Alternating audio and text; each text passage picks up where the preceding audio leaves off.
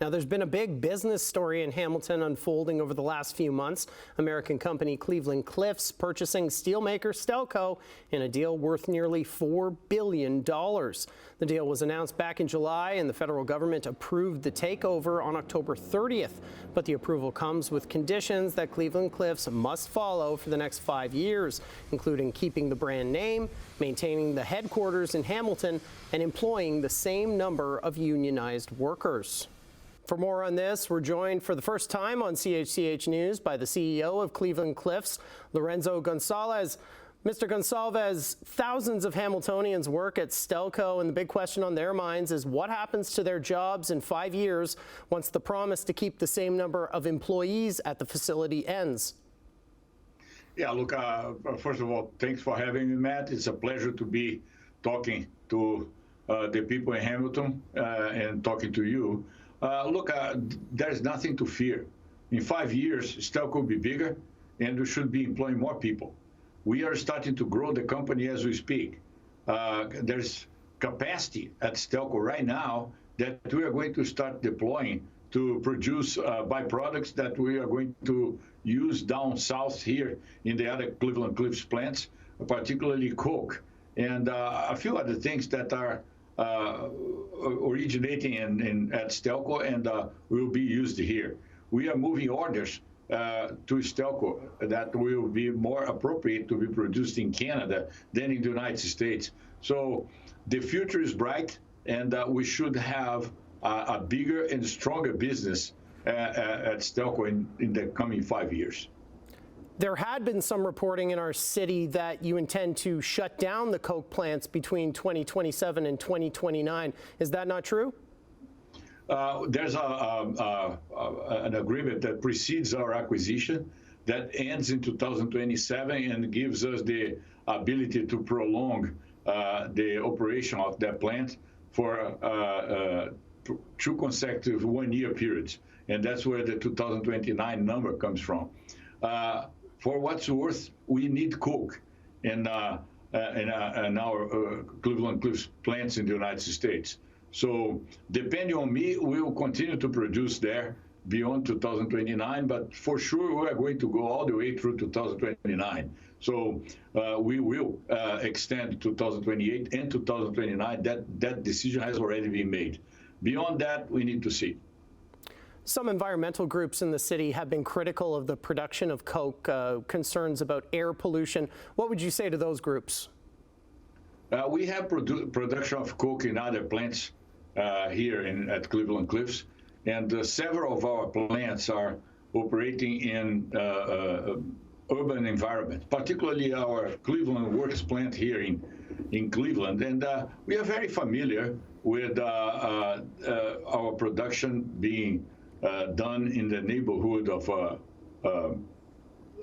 houses and businesses and schools, and we don't have a problem.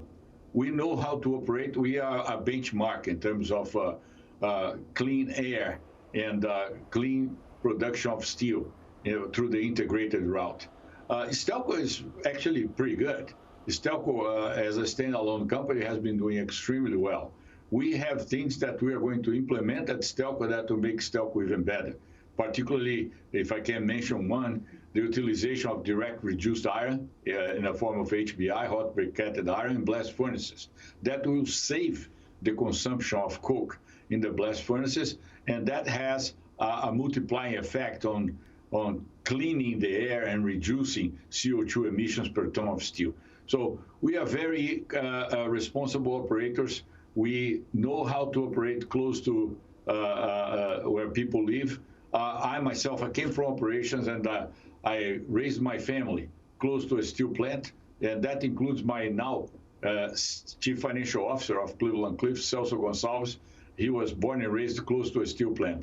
So we're very familiar with things that the population of Hamilton and Nanticoke are going through, and we feel like we know what we're doing. We'll make it even better than things are right now. It sounds like you're saying that an expansion at Stelco might be possible in the future with more jobs. Could you tell me more about that? Yeah, we like organic growth, and we like to amplify the benefits of having a an existing footprint that can generate more jobs and can generate more wealth for the communities in which we operate. So that's pretty much what we do everywhere. We are, at this point, just to give you an example, is starting a new plant in Weirton, West Virginia, to produce transformers. That's something that the electrical grid here in the United States is in very serious need to have more availability. We are the sole producers of the feedstock for transformers, grain-oriented electrical steels. So we are going downstream. So things like that will happen, Stelco. It's a little too early to be talking specifics about Stelco, but this is clearly part of our MO, and that's how we operate our companies. Back in 2007, Stelco's sale to U.S. Steel came with promises to keep jobs, but cuts were made anyways. What would you say to Stelco employees who are still worried about this deal?